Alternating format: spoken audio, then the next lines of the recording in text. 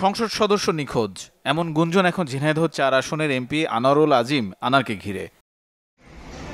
গত ১২ মে চুয়াডাঙ্গার দর্শনা স্থলবন্দর দিয়ে ভারতে যাওয়ার এই ভিডিওতে সবশেষ দেখা যায় তাকে।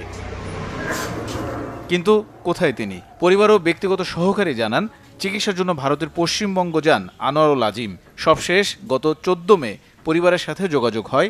১৬ মে ব্যক্তিগত সহকারী আব্দুর রৌফের কাছে তার মোবাইল থেকে একটি মিসড কল আসে। তারপর থেকে লাপাত্তা তিনি। এমপি নিখোঁজ হওয়া নিয়ে পশ্চিমবঙ্গের বরানগর থানায় একটি সাধারণ ডায়েরি করেছেন পূর্ব পরিচিত গোপাল বিশ্বাস নামে এক ব্যক্তি। জিডিতে বলা হয়, এমপি আনার বিশেষ কাজে দিল্লি পৌঁছান। তারপর থেকে যোগাযোগ বিচ্ছিন্ন। দেশে চিন্তিত তার পরিবার ও কর্মী সমর্থকরা।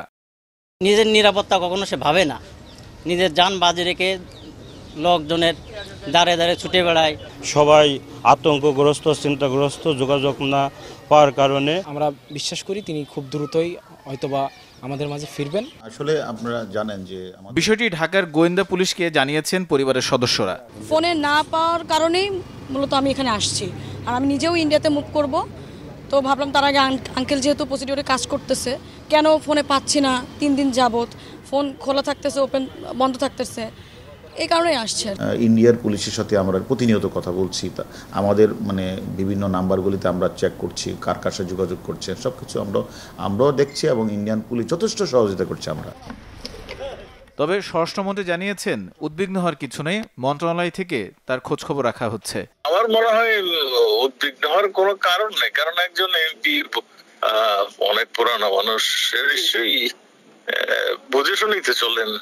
একজন এমপি গিয়েছে কলকাতা বেড়াতে, এসে যাবে ইনশাল্লাহ। আমাদের এনএসআই এখানে কাজ করতেছেন। যদিও এমপি নির্বাচনী এলাকা কালীগঞ্জ থানায় এখনো কোনো অভিযোগ পড়েনি। আনোয়ারুল আজিম আনার টানা ৩ বার ঝিনাইদহ ৪ আসন থেকে নির্বাচিত সরকার দলীয় সংসদ সদস্য। তানিম রহমান, চ্যানেল 24।